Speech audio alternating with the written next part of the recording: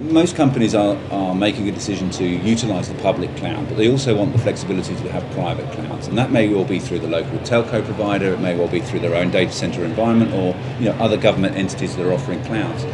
To get that flexibility, you need to have a platform which is stable, secure, is providing you with a level of intelligence that's enabling you to be able to move data from one platform to the other seamlessly.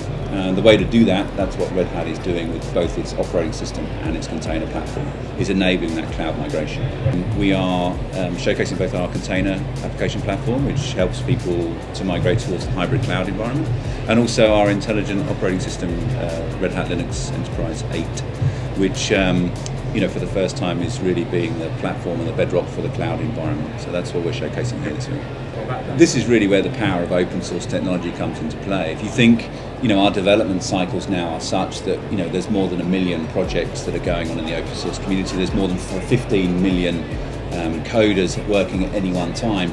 As soon as a threat becomes apparent and becomes known, you've immediately got a huge workforce working against that threat.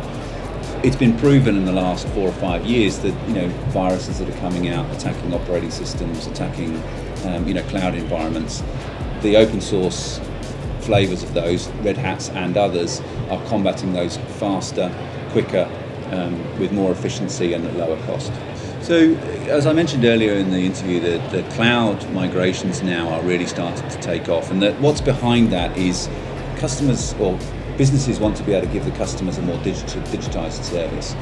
If we take Emirates MBD as an example, they've changed their infrastructure completely. They are now able to provide a much more flexible, agile development environment for their own people.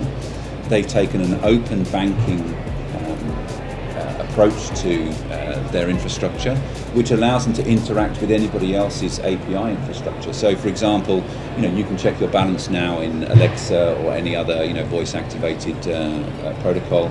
You can do WhatsApp banking.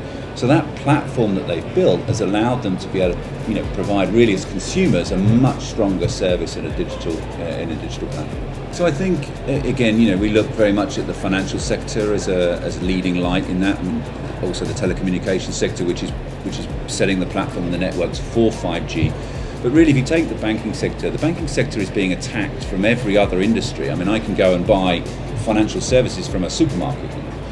The banks have to be able to respond to that, and historically they've been monolithic type organisations with big, robust systems, secure, risk-free, and now they have to be able to provide an agile, very fast-moving, very flexible environment, but still have all of the risk-averse and security. With open source and the solutions that we're providing, it's that level of innovation that we're able to provide. If I now look also, that's happening in retail, it's starting to happen in manufacturing, it's starting to happen in oil and gas. So we see now an emergence of all of the different types of industries which are strong here, starting to take notice and starting to build those types of infrastructures. GITEX has been excellent. I mean, I was saying earlier in our conversation, the last 3 or 4 years have been really strong for GITEX. We like the fact that there's a huge government presence here. I think it brings a good quality of delegation here. You see also, a lot of the other vendors are spending a lot of money to be present here, and we get some fantastic interactions with both customers and partners. And I think, from the partner ecosystem, that's a really important part of business here, and I think this GITEX absolutely sums it up perfectly.